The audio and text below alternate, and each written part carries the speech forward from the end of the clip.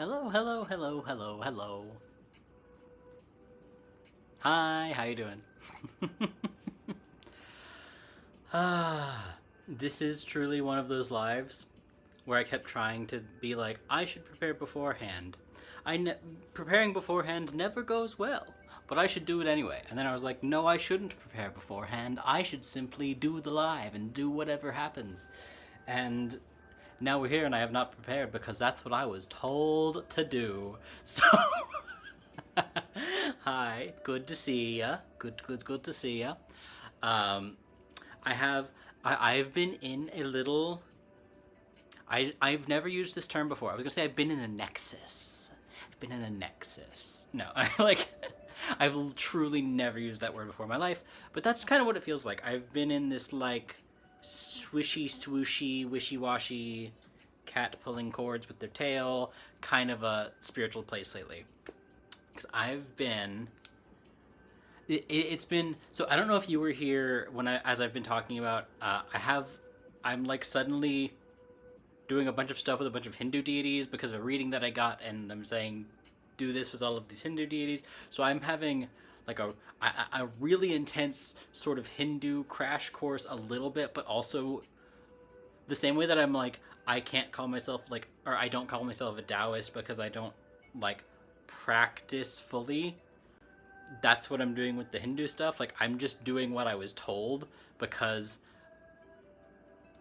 someone who knows much more of what they're talking about in that tradition than I do told me what to do. So yeah, I've been having crash course new deity relationships with like three, kind of four deities, uh, while also being like this is the first day I have a bunch of my deity candles lit right now. This is the first time I've had most of my normal deity candles lit in probably months. My my practice has been all over the place. It's my practice my practice has been full vibes. And that's fine. And that's fine. Uh, there was it's going really well, actually. I will say I understand why Hinduism is one of the biggest religions in the world, because just like the structure of the prayer is really interesting. And I've talked about this before too. Like I don't exactly pray to all of the deities that I have. Even like I talk to Hermes. I don't really pray to Hermes, which is weird because like, you guys see Hermes all the time because Hermes is like his candle's right there. It's lit for almost every live. Like if I only have one candle lit for a live, it's Hermes. But I don't pray to Hermes. I will make offerings to Hermes, but I don't usually like ask Hermes for stuff other than saying I'm lighting your candle. We're doing the live, and I'll like he's got his own personal incense burner, which is a little turtle. I wouldn't bring it closer to the camera and show you better, but it's got a lit incense on it right now.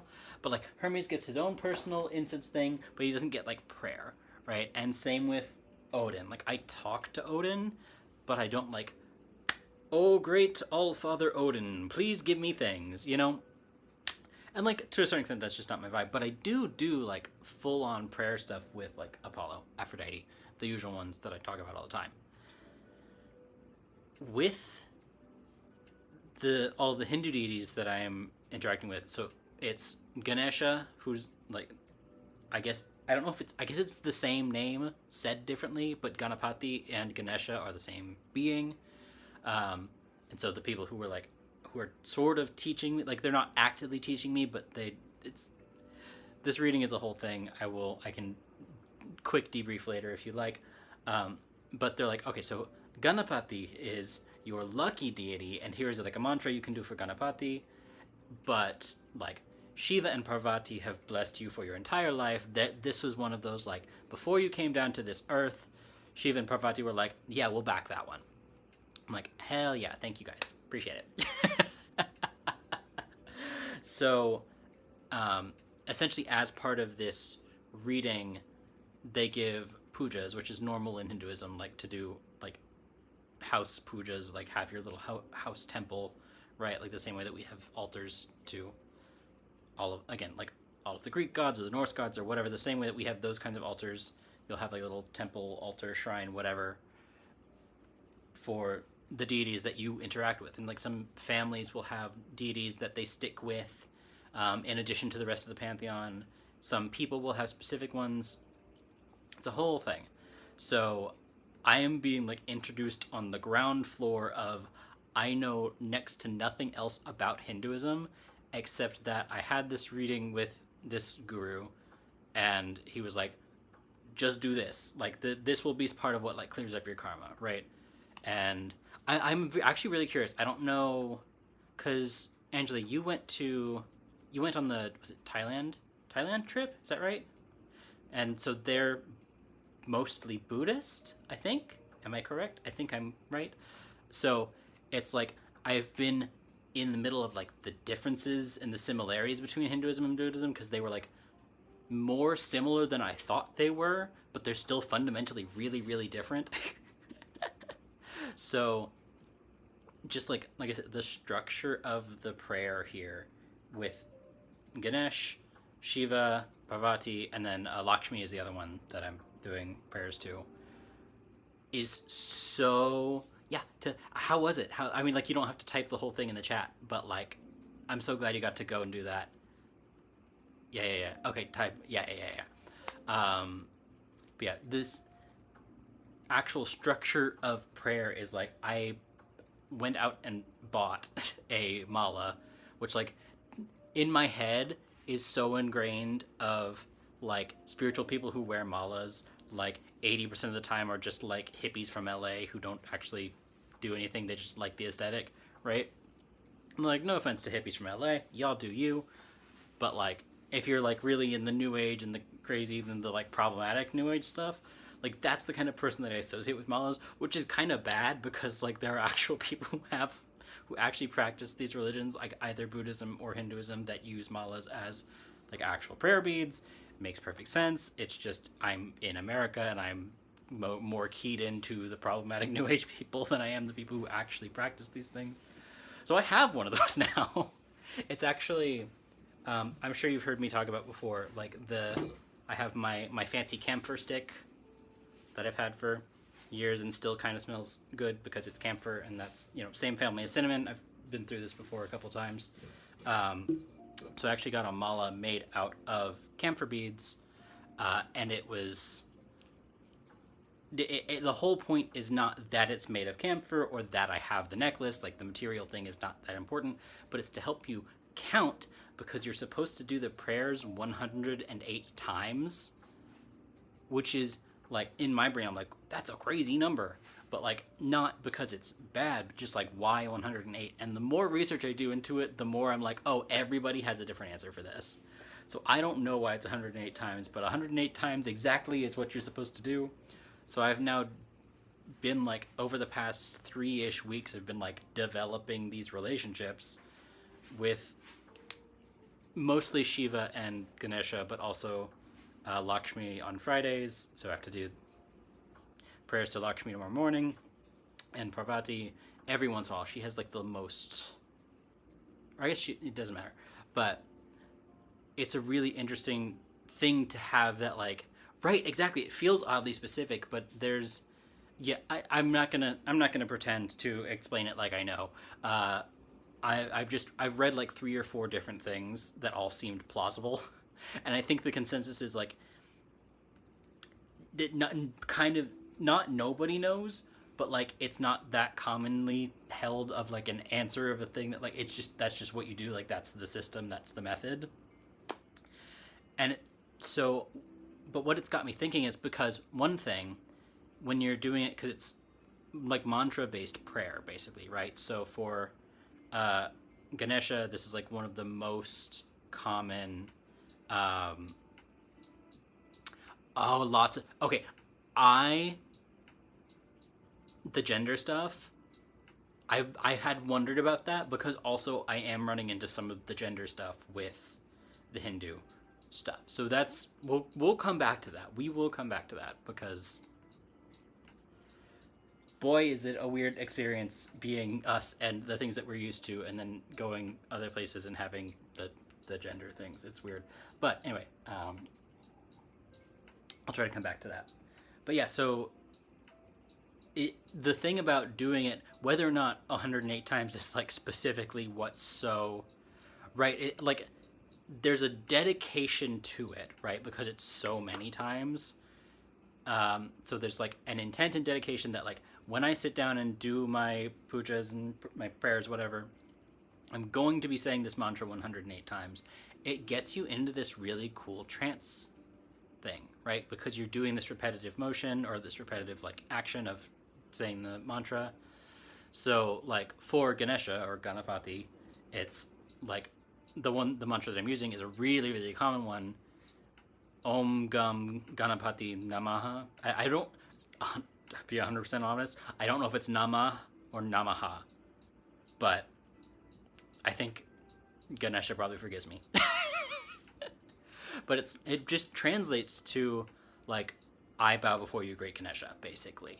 And it's, the whole thing is like, you're supposed to focus on that as, like, you're focusing on what the mantra means, but you're also just doing the repetitive action to get into the trance state, to have this meditation, this sort of like symbiotic chant meditation sort of like devotion thing, but also kind of manifesting. Like, it's a really interesting thing, because like I know that there are also like, you know, you've seen a million times the thing of just like a yogi or whatever just going om om om a million times, right? Like, you've seen that, and it's in cartoons and stuff, right?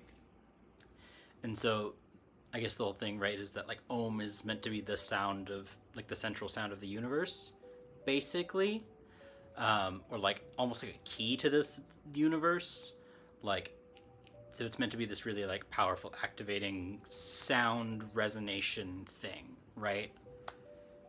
That is like this part of this, like this central resonation of what you're doing is inherently part of basically all of the mantras. So I have like, I'm trying to remember off the top of my head what the other ones are. Because I'm pretty sure the Shiva one is just like Om Namah Shivaya. So it's just like when you're doing that with this sort of like very, you know, trancey resonating and toning of like Om Namah Shivaya, that like this thing where you're like that sort of central, I forget what the like technical term is, that like mask of your face, this like the T-zone kind of, but like that whole spot, this whole spot.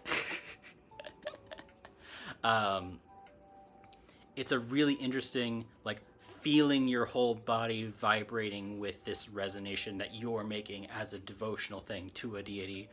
But like, also, so the whole reason for me doing this as like, for what the purpose is essentially to like help clear my karma, right? So this is part of the reading was a karmic reading, part of the reading was like a prophetic reading, part of the reading was an astrology reading, and then basically at the end they give you the pujas as like a literal like laundry list of prayers to do, which is in one way a little hilarious because it's kind of like go and say 50 Hail Marys a little bit. It's like, do this prescriptive prayer style this number of times and you'll be right with God, like a little bit. But I, you know, that's not to dunk on it. It's just, that's the closest association that I have as an American who is from a Catholic family. Like, I didn't get raised Catholic, but my family is Catholic, right? So I was around it a lot. So it's a really interesting, but it makes a lot of sense. And what it's got me thinking about is, yeah, it's very grounding. And like, it's got me thinking about like repetition as a tool, because it's something that I think pretty much everybody, like every witchy or spiritual person, kind of uses repetition as a tool, but we don't talk about it, and we don't think about it, and that's not a problem. Like we don't have to talk about it all the time. But it like all the way back to like double bubble toil and trouble. There we fucking go. Double toil and trouble, fire burning, cauldron bubble, and like repeating that like 5 times or whatever the spooky witches are doing in Hamlet, which then became this big cultural thing, right? I'm pretty sure Hamlet was the first instance of it, and then it became a thing in literature, and it became a thing in like visual media, right? I guess plays are visual media, but you know, movies and cartoons and TV shows. Yeah, exactly. So it's just this really like using. Like I've talked before about one of the best, like most one of the most immediate like return on investment prayers that I've ever done was actually like a Catholic novena, right? And so that's like 9 days of prayers. And again, I'm just like, again, I'm not Catholic. I've never been Catholic. I don't have any of the stuff that the Catholic Church wants you to be Catholic. But they can't stop full Catholicism, which is huge.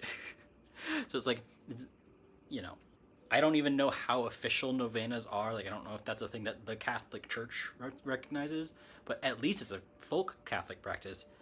People do it all the time.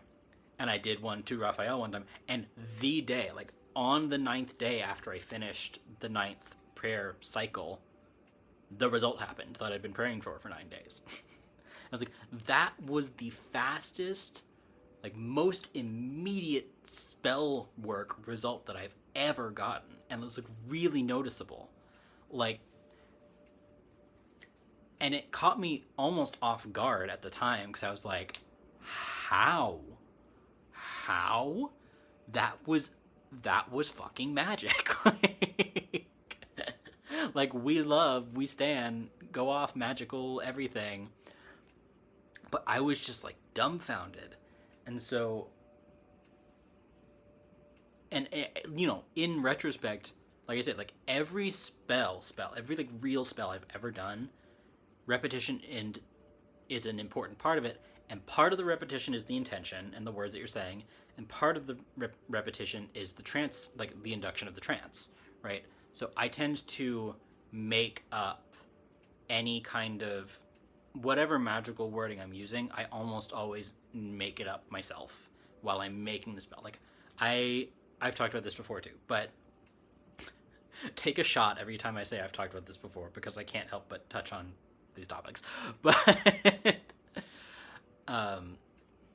yeah, every spell I've ever done, like I want to make the spell. Like I know, because I know what ingredients I have. I don't want to go out and buy, you know, blessed thistle or whatever. I think I actually have, or what am I thinking of? Holy basil. Holy basil is the thing that I'm thinking of. Blessed thistle might also be a thing. But I'm like, I technically have some holy basil in there because a friend gave it to me. But I was never in my life gonna go out and like buy holy basil ever. Because spells would call for it that were like in spell books and like Raymond Buckland's big book of magic or whatever the fuck, you know. But yeah, but it's just like, you know, the ingredients of any spell matter, but you can work with other ingredients that aren't like what's written down in the spell book. So I'm the person who like, I want to understand the theory of magic and how building a spell works, so that I can understand how to put together something out of bits and pieces, and then have the bits and pieces that I did and the words that I chose make the magic happen. It just makes the magic more powerful to me. But no matter what ingredients I choose and no matter what words I use, that like repetitive and like intoning process and is central to the magic. So like you're saying, like I guess it's just a really common approach no matter what, almost no matter what religion you're doing. There's probably some religions out there that don't like super repeat, but like, you know, obviously speaking on how music interacts with magic, music is also repetition and it's rhythm, and it's like you can get into a trance state with music. people do it all the time, obviously. So whether it's like the music is repeating and that's what's getting into the trance state, or whether your words are repeating and that's what's getting you in, it's a really like I've just never thought critically about how much I use repetition. Which seems like a crazy thing to say. Also, this, I looked up at the timer and it was 22 minutes and 22 seconds at the time that I said that. Anyway, I never thought critically about how I was using repetition. I just used it because it seemed obvious and felt correct. And so having this as a new practice with like, again, like a new set of deities where I'm like, I'm not really practicing the religion, but someone who does practice the religion and knows what they're talking about told me to do this and said, like, you know, they'll take care of you, it doesn't matter, just do this. And so it's really exciting to be developing these relationships with these new deities, while also suddenly thinking on how, like, oh, this thing that I'm doing here is an integral part of like every magical thing I've ever done, whether or not deities were involved or whether or not whatever. And it's kind of got me hyped. Like, not like, let's go, like hyped, but it's one of those things that makes me really excited to dig into those like central core magical things, because, you know, magic is in the mundane. Magic almost is mundane, but also the mundane is magic, right? Like, it's this wishy-washy, smooshy thing. So, like, what could be more mundane sounding than repeating Om Namah Shivaya, Om Namah Shivaya, Om Namah Shivaya 108 times? That sounds so mundane. But, oh my god, when you start doing it, and by the time you're like 10 or 15 in, you're like, oh shit, this is powerful. You know? And like, I'm not telling you that you need to start doing this mantra to Shiva, and you know, like... But it's a really fun experience, just even as an abstract to this greater, like, broader experience that I had with this reading and how exciting that was for me. So it's really cool. The altar is really different. Like, I don't have, I have a candle for Odin. I have a candle for Hermes. I have a candle for Jupiter. Raphael, Azrael, Apollo, Artemis. Like, I have individual candles for all of my, like, more Westernish deities. But, like, the whole practice and setup over there, gesture over there, because that's literally where it is completely different, where I have, like, one incense burner for all of them. I have a coffee cup that stays there, and I wash it every time so I can offer water every time. Like, I'm gonna come back to some of the stuff that's in the chat, but I'm just like, I'm on a roll.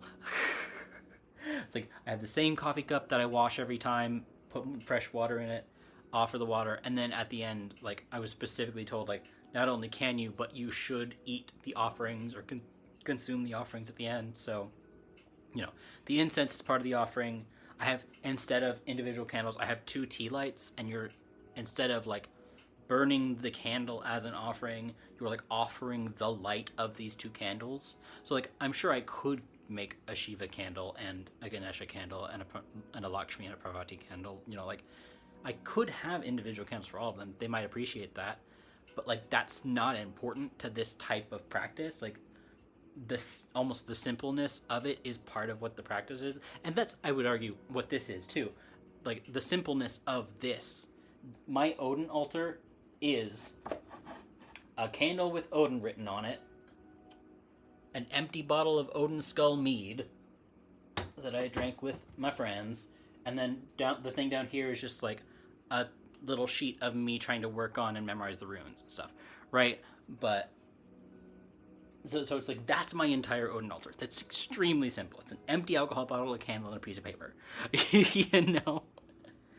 So in a way, like, that altar's more complex, but it's also more simple, where the only thing is, like, instead of a candle with the name on it, I have a picture, right? But it's just like thank you guys. It's cool and it's exciting to me, and it changes just a little bit, and like, I would love to, like, have a bunch of flowers and like really decorate the altar with flowers and have the flowers be part of the offering and all of that stuff. But that's like not realistic, and it's like not required as part of this thing. So I'm just like, I'm offering water. I usually offer, honestly, especially because I'm supposed to be doing most of them in the morning. My Shiva one I do on the full moon, but that's right. I posted a picture in the Discord, so y'all will have seen kind of what the setup looks like. But like, especially for the ones I'm doing in the morning, I like put a banana on the altar and I offer the banana to them, and then I'm supposed to consume the banana afterwards, because then like the water and the banana have been blessed in the process of me doing this prayer 108 times. The food that was offered got blessed, and so now I have a blessed banana to eat for breakfast and some blessed water to drink with it. Like, it's yeah, it's simple, it's beautiful. It's like there's still an element of it that's like a little bit daunting, just because I'm still not used to it. And I'm like, I definitely have that fear that we all have at the beginning of anything, where I'm like worried about doing something wrong, right? But it's just been made like abundantly clear to me that like it's okay, which makes me feel so much better. And like I can just experience it. Like, and I don't have like all four of their pictures aren't in picture frames that sit up all the time. They're literally just like things I printed out on my printer that are like loose sheets of paper that like, this one's the one that has Ganesh's picture on it. Click, and like click. And just like put it down in front of me. There it is. And like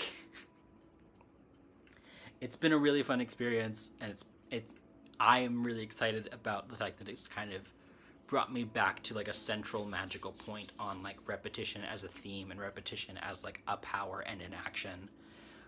And it is a little bit like offering time, right? I know Emily's talked about this before, where like, because she talked about it from the Japan trip that I was on, where like she kind of accidentally offered time at a shrine. I have on purpose offered time before, but usually it's not like the time is taken from me. Usually it's the time is spent at the altar or at the shrine or whatever. You know, it's like if I don't even have incense, then my offering is the amount of time I spend sitting in front of the altar, right? Like, you know, it can be absolutely that simple, pretty much with any deity, any spirit, any whatever. As far as I know, I've never had anybody complain about it. I would be a little careful who I offer it to. I wouldn't like offer it on purpose to certain people, but it's just part of it.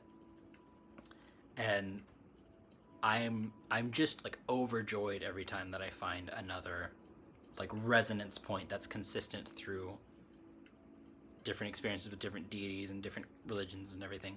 It's super cool to me. Again, I can't call myself like a practicing Hindu because I still don't know shit, but I'm practicing technically worship with these gods, and they're helping me. This is another thing. I will come back to the chat here, but just gonna mention of like the feeling of the like these Hindu deities as a pantheon is really different in a really cool way, where as much as I love like the Greek pantheon and, you know, some of the Norse crew, like I feel like that's almost disrespectful to say it. The Norse pantheon and the Greek pantheon and everybody else, like the Norse crew, you know, my biker gang, the crew, no, like, you know. Anyway, they have this very in and out direct, like I'm directly here and now I'm gone kind of feeling when I'm dealing with them. And all the Hindu deities doing the prayer the way that it's done there makes it feel like they're there and they're here a lot longer, and it's really, really cool. It's really, really cool. So I might come back to that too. So I've got that to maybe come back to, and obviously the gender stuff. But it's such an exciting experience for me. So, okay, the chat. Why is my end? That's all right.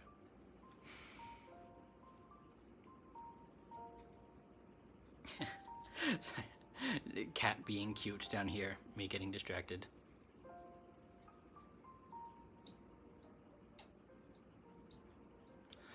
Ooh, part modernized, part personalized. Yeah, that's a vibe, honestly.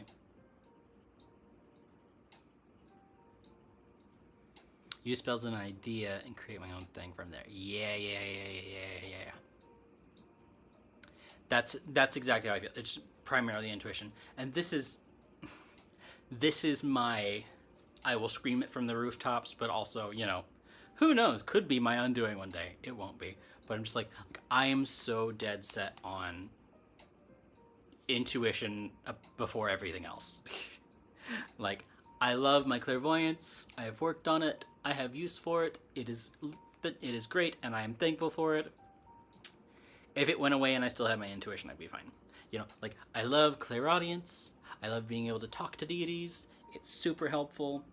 If it went away but I still had my intuition, I'd be fine. Like if I only had clairvoyance, or I only had clairaudience or clairsentient, whatever, like, if I was really keyed down to one thing and that one thing wasn't just broad shapes, general intuition,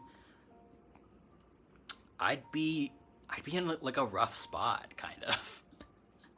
Like, I would manage, it would be fine. I continue to be thankful for what I have no matter what it is, right? But intuition first and foremost, always. It's so, like, in spellcraft, in mediumship, in everything, I'm just like, I will die on this hill.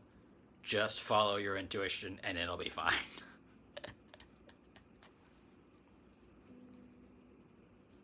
Yeah.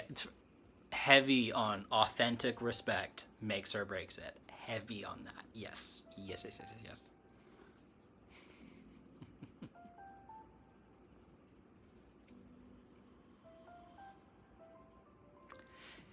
That, okay, yeah, you're hitting today, Becca, because, like, yeah, exactly.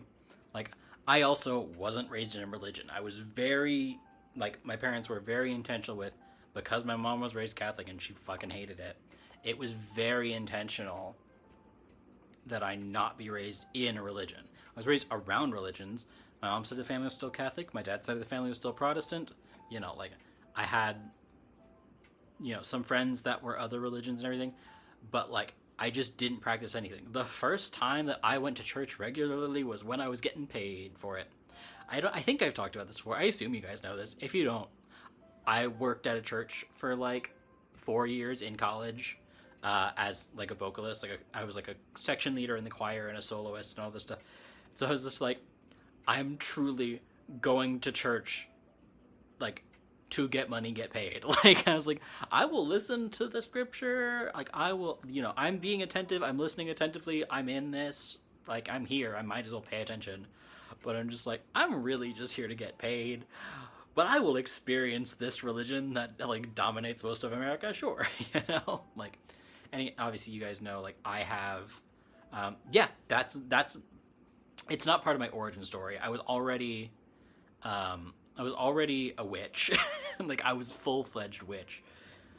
But there's a place in my heart for Christian stuff. I could never be a Christian because I believe there's more than one God. Like, plain and simple. Like, and just,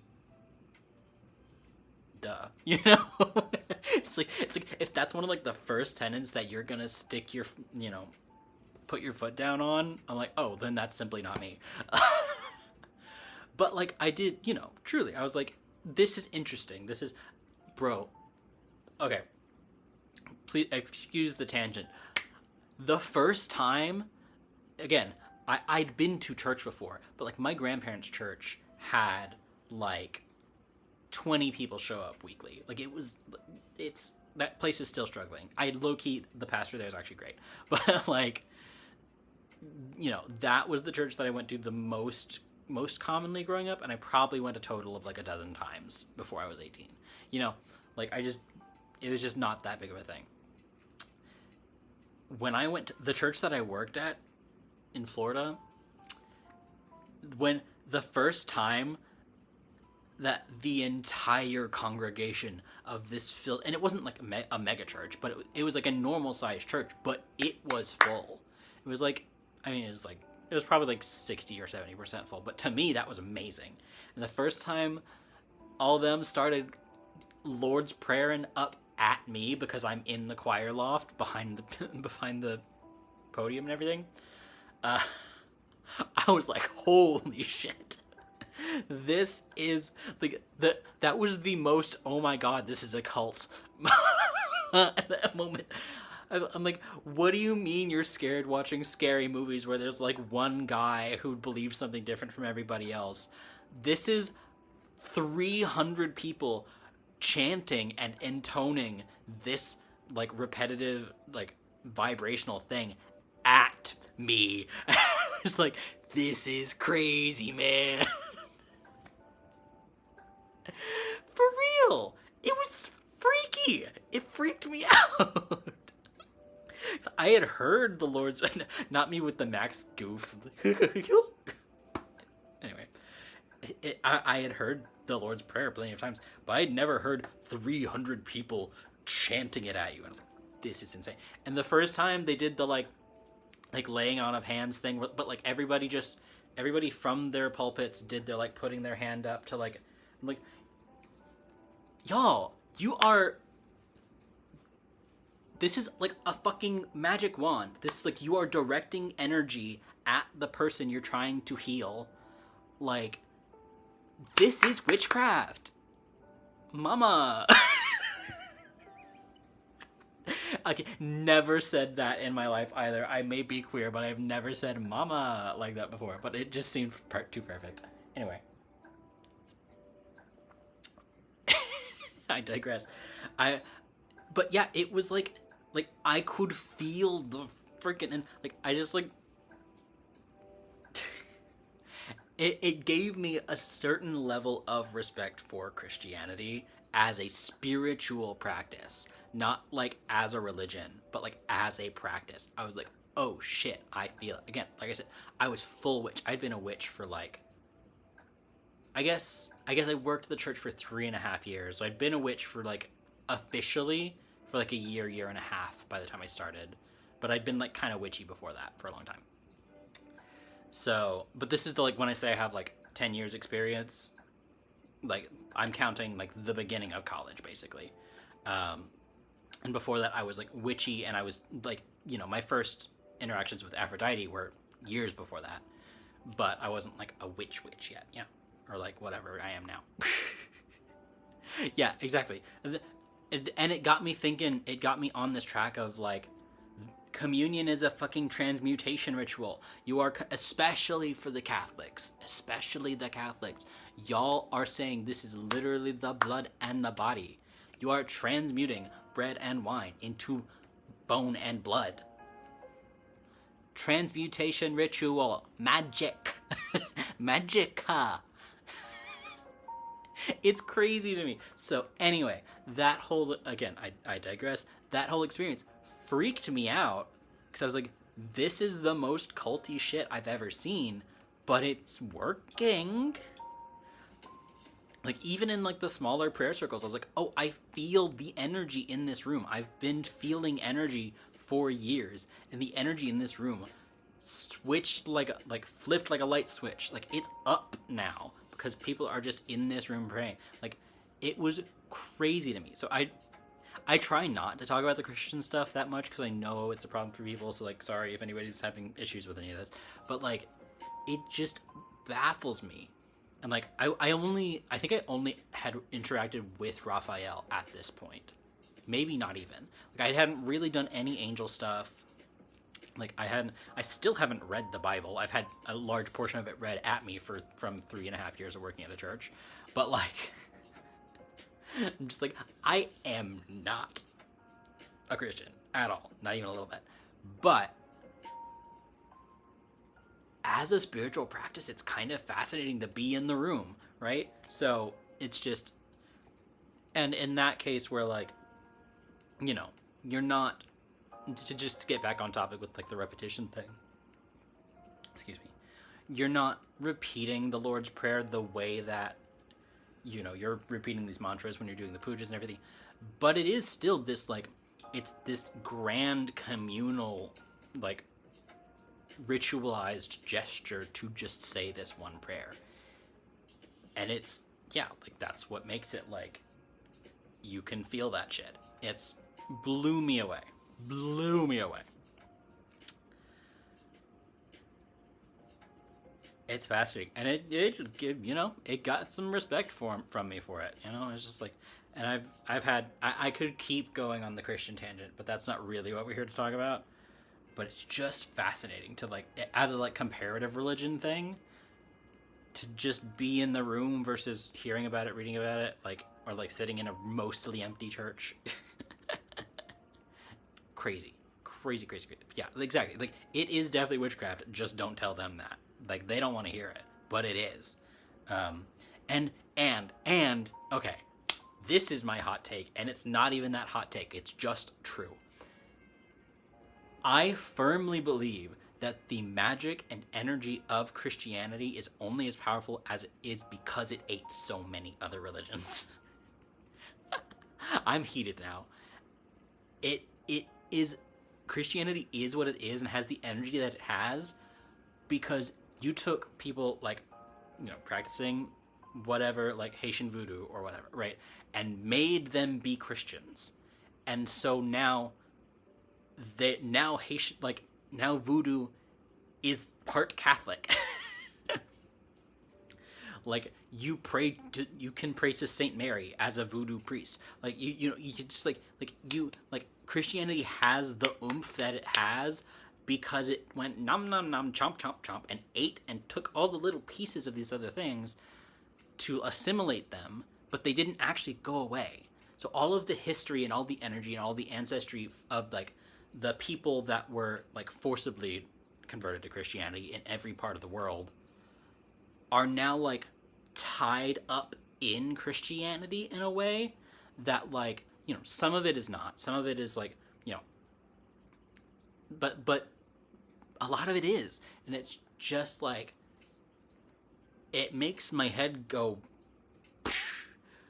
like mind meld brain blast of like every, like you can see like the big, like there's so many big Korean churches, right, and big like Chinese churches and big like African churches and everything of like okay, every like shaman adjacent person and like family and like spirit entity deity thing that anyone in that room, like their ancestral line had at any point, is probably still looking at them even while they're in, or maybe not all of them, but like at least some of them are probably like, either in the room or looking at the church from outside. The old things don't all just go away. Some of them do, and it's really sad when they do. But like, especially the ones that are like part of traditions that are still coexisting, like parallel tangentially to, like, those older spirits and stuff, like, they're still here. They're still somewhere. Like, so this Christianity gets this weird, like, third-hand boost from all of the cultures and spirits that it ate. Period.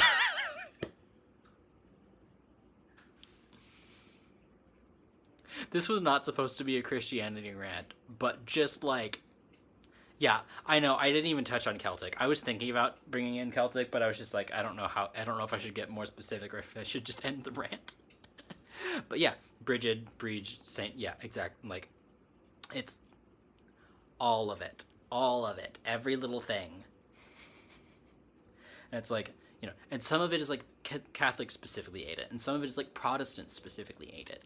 And that's part of, like, that's one of the weird things that makes, like, the Catholic Church and the Protestant, like, churches different in, like, how they assimilated people and how they insulate other stuff. So, like, and, like, the fact that Santa Muerte exists and Saint Expedite exists, and, like, the fact that folk saints exist at all is because the Catholic Church tried to eat all of these, like, really vibrant, like, Central and South American cultures, and they just didn't go away.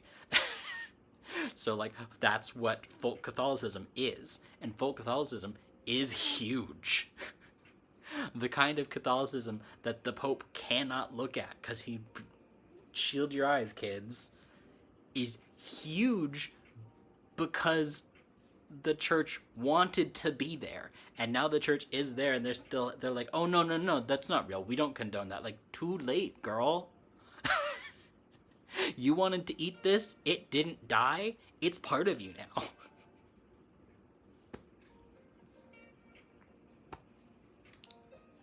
Teehee.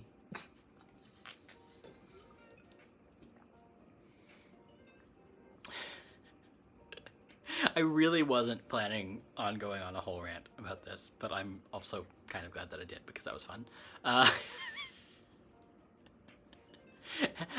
Also hilarious to me that this is the first time that I've lit my angel candles in a bit. So I'm like, Raphael doesn't care. Azrael really doesn't care. But like, just like they're like right here. I got because I have a candle for Michael, but I got the vibe of the like, don't light Michael's candle today, and I was like, wonder why. Okay, whatever, it's fine. Michael he's not picky, he's not pushy about it, but like, happy to oblige, I will rant any day. But like, yeah, Michael and Raphael are not pushy about doing more Christian-y stuff. They have both asked me to do more. They're like, basically, if you're gonna do it, you might as well be a little bit in the tradition. And I'm like, yeah, or I could not. Like, I've got my in with the angels that like, okay, so I can just do what I'm gonna do. Because like, y'all couldn't leave me alone if you tried. So take me or leave me. Take me, baby, or leave me, you know? So it's just very funny. So they've all given up. They don't care. I even have one of the candles up there is actually specifically for St. Joseph, from when I was trying to fix up and sell the house that I inherited, long ago. And it's Scorpio season as of today. I think my birthday is on Saturday, so happy birthday me. But yeah, so it is, and Mercury's conjunct Mars still, I believe. So it is spicy rant time for sure. It's the most wonderful time of the year. They'll be ranting and raving and lots of depraving.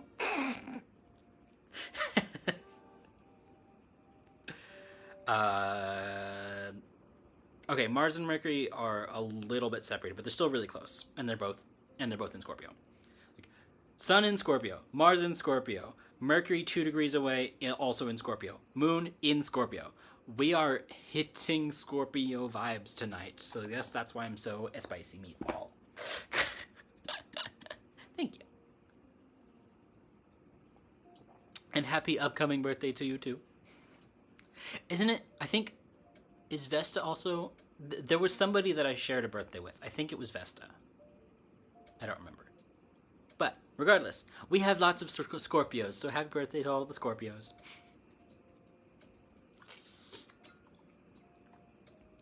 Thanks. Yeah. It really is. I actually didn't. I knew that Mars and Mercury were conjunct, but I didn't even think about the fact that they were conjunct in Scorpio. That's kind of hilarious. It's just perfect timing for the vibes. I did, this was not a full reading, but I was talking to Crystalline a couple weeks ago, and they were just like, your solar return chart's gonna be way better this year. I'm like, thank Jiminy Christmas. Yeehaw. I will take the positive solar return chart. So, Mercury will be gone by then, but Mars will still be. Will it? Wait, let me check. I haven't actually looked. I haven't looked at my solar return chart myself yet. Excuse me. No, Mercury still is in Scorpio, so maybe that's part of why. Sun, Mars, and Mercury are all in Scorpio. Obviously, the moon will be gone by then. Moon will be in Sagittarius. Cool. Next Sunday. Yeah. Cool. Okay, well, Vesta's not here, but I'll try to remember to shoot her a happy birthday on the Discord or something. I'll probably just put a like happy birthday all the Scorpios in the Discord at some point. And no offense to everybody else, Angela, what are you? Are you a Gemini? Libra? Virgo? I don't remember what you are, Angela. I'm sorry. Oh, okay. And I am genuinely curious if you want to drop it in the chat. But this is hilarious. I didn't know this existed. There is like we're almost at the hour mark anyway, so I don't feel bad talking about something trashy for a second. Okay, Gemini. I was right the first time. Fuck yeah. Okay. I was like, I feel like I'm pretty sure, but I really don't remember. Go me. Okay. Hilarious, trashy reality TV thing. Virgo moon. Okay. And Taurus rising. We love. Honestly, solid setup. The people be hating on Gemini. That's a solid setup. I dig it. Anyway. Me with my Scorpio, Aries, Scorpio, like... People would hate me on principle, and then they'll meet me, and then they'll love me. It's fine. Also, my Venus in Virgo and my Mercury in Libra. It's the Mercury in Libra that really helps me. I'm like I could be so doom and gloom if my Mercury were like in Aquarius or something. But my Mercury in Libra really saves me on just like the social aspect so that I don't come off full Mars. Scorpio, Aries, Scorpio, Mars. I digress. Trashy reality TV show, astrology-based dating show.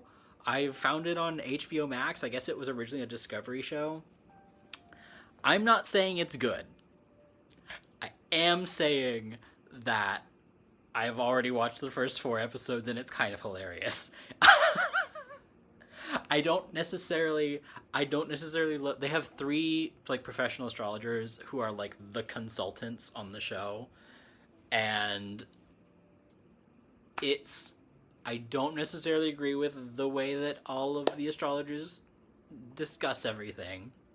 It makes it look a little bad because they all describe everything really differently. Like they're like, and your sun sign is this, and your moon sign is this, and then all 3 astrologers give really different explanations for what the moon sign is. So it drives me a little crazy. I'm like, but it's a reality show, so like, who cares? It could be completely scripted for all I know. But yeah, so the whole idea is it's like 90 Day Fiancé, but it's astrology. Like you are paired with this one person who is supposed to be like your perfect match. What is it? Written in the Stars. That's what it's called. Written in the Stars. It's so goofy. It's so funny. Like they're it kills. My astrology brain is dying at the fact that I do not have every single contestant's birth chart to look at, because they're like the like astrologers as like the hosts of the show are going into like I'm normally not a reality TV person, but every once in a while it's just the only thing I want to watch. And and I saw this and I was like, oh, I have to watch this. This is insane, and it's gonna be awful. And it kind of is, but it's also great. It's not as like producer driven high drama as a lot of reality shows are. Like they're almost really trying. Like they've got, like 1 Scorpio, 1 Aries, 1 Taurus, 1 Gemini, or like they've got 1 of each, and they're like supposed to be paired up with these perfect couples. It's hi Vesta, happy almost birthday. We were just talking about, because my birthday's in a couple days, and I was like, you and I share birthday, right? Or at least very close. So happy birthday. I'm just, you caught me at the end where I'm on my, I have been ranting and raving today, and by that I mean I spent 30 minutes talking about different styles of prayer and repetition and magic, and then I spent another 30 minutes ranting about the Catholic Church, or really just the Christian Church as a whole and how it ate everything. Um, yeah, it's, so anyway, you've caught me at the tail end where I'm talking about trashy reality TV, uh, of, yeah, like three astrologers made these like perfect matches among these 12 strangers based on their charts, and it just kills me that I don't have their actual charts to look at, because I want to see what the astrologers are seeing, but that is not, I am not the audience for this show. Like, nobody else who is the audience for this show will actually care what the charts of the contestants are. But I'm like, but me, as an astrology girly, I want to know.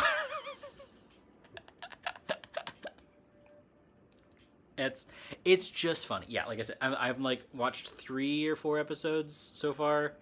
Yeah, exact. And it's just like, it's not because it's good. It's just funny. But they're almost trying. They're kind of trying, and I think part of what does make it interesting is that half the people, not half, like a third of the people, truly don't believe in astrology at all. So you can see them like sitting there. They're like, they knew that they were signing up to be on like a reality dating show, but what they didn't know was that it was completely astrology based, and that their matches were already made before they got there.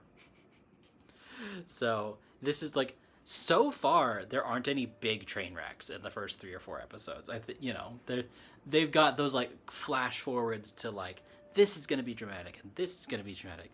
I'm like, they've got to be online. If not all of them, at least some of them, their charts must be online. But it's interesting because you can tell the astrologers are using like real synastry techniques to try and match these people up. Like, they're not just going, we put the Scorpio with the Pisces because you're both water signs. They are all British. But there's a little bit of that, but like, all the contestants are like, a Virgo with a Aquarius, what? But I don't remember what they all are. But the contestants are like, I never would have seen myself matched with you. But it's because the contestants, if they know anything, they only know sun signs. And so I'm like, it is actually really interesting when the astrologers get to talk astrology, but they only ever get to talk astrology for like 45 seconds before the producers are like, there's no way anyone cares more than this. Like, this 45 seconds is all the people can take. And I'm like, no, give me more. I want the thesis. Show the work. Give me the paperwork. I want the data. I digress.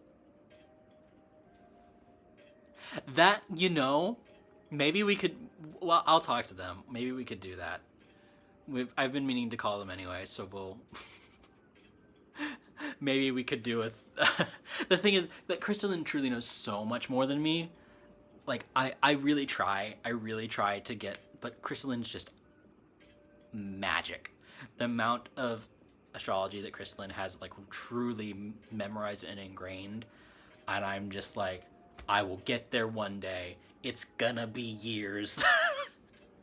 They are something else and magical and amazing, and it's a wonderful thing. I don't know if I could keep up. But I'll bring it up to them. Yeah. Okay. We're at the 1 hour mark. Let's do, if anybody has if you want to just like throw anything out as like a final little chat topic, totally go for it. I'm gonna go ahead and grab our book for our closing out bibliomancy moment.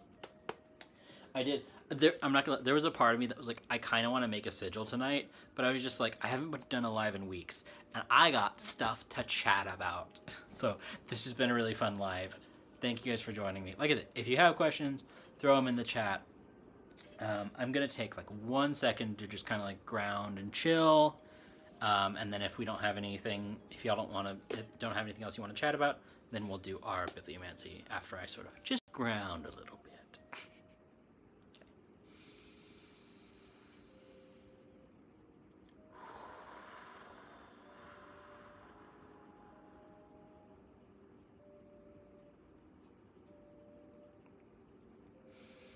And if y'all want to do it with me the same way that we do in our readings and stuff, I'm just gonna take a deep breath in and out.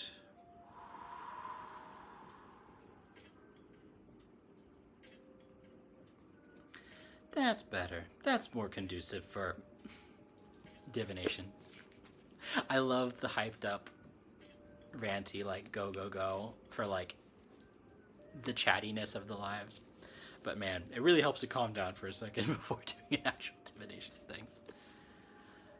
Yeah, I really enjoyed these two, so thank you guys for coming. Alright, I'm gonna do this. Y'all know the drill. Give that general energetic affirmation of, yes, I want to be in the bibliomancy reading.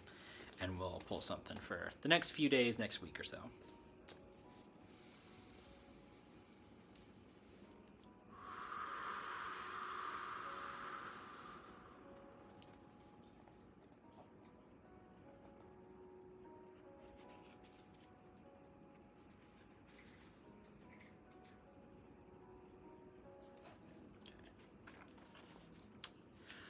I'm probably just going to dinner, honestly.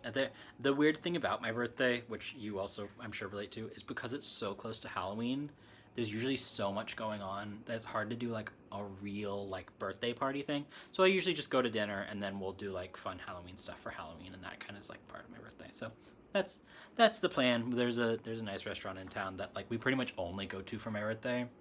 And, you know, it's not, like, fancy, but it's just, like, it's just my little birthday spot, so we're gonna go there, and it's gonna be lovely.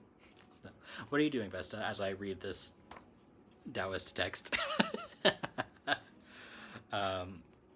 This is passage 72. When people are not in awe of power, power becomes great. Do not intrude into their homes. Do not make their lives weary. If you do not weary them, they will not become weary of you. Therefore the sage has self-knowledge without self-display, self-love without personal pride, rejects one, accepts the other.